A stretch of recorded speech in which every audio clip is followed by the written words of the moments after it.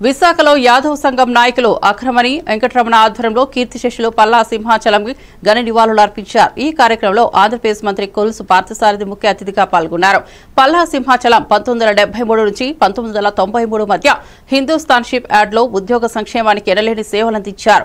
1991లో ఏదవ సంక్షేమ సంఘ అధ్యక్షుడిగా, 1993లో విశాఖ 2 నియోజకవర్గం నుంచి టీడీపీ ఎమ్మెల్యేగా గెలిచి ప్రజాసేవలో ఎంతో ముందుంటారు. ఆయన సేవలు యాదవ జాతికి మార్గనిర్దేశంగా నిలిచాయని సంఘ నాయకులు తెలిపారు.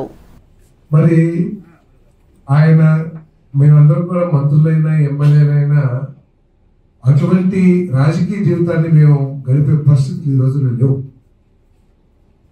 ఆయన గాజువాక సర్పంచ్గా చేసిన కార్మిక నాయకుడు, ఐఎన్టీసీ టీఎన్టీయూసీ అధ్యక్షుడిగా చేశారంటే ఈ ఎన్నికల రాజకీయాలు చాలా ఈజీ. కానీ కార్మిక రాజకీయాలు చేశారంటే ఆయన ఎంత ప్రజాసేవకు అంకితమయ్యాడో. ఎందుకంటే ట్రేడ్ యూనియన్ లీడర్స్ యొక్క జీవితం చాలా కష్టం. ఎందుకంటే ప్రతిదీ సమస్య, ప్రతిదీ పోరాటమే.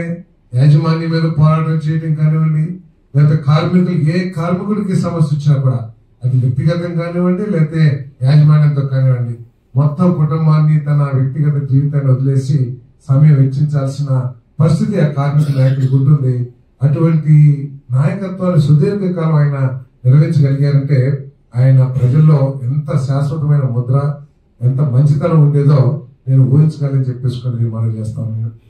ఆయన ఏదో అలంకారంగా పదవి చేయడమే కాకుండా ఇందాకే ఆయన గురించి తెలుసుకుంటున్నప్పుడు ప్రయత్నం చేస్తుంటే కార్మికుల కోసం పోరాటం చేసి ఆయన సాధించిన ఏదైతే ఉన్నాయో తర్వాత ఎవరు కూడా సాధించలేదంటే అతిశక్తి కాదని చెప్పేసి మనం చేస్తానని.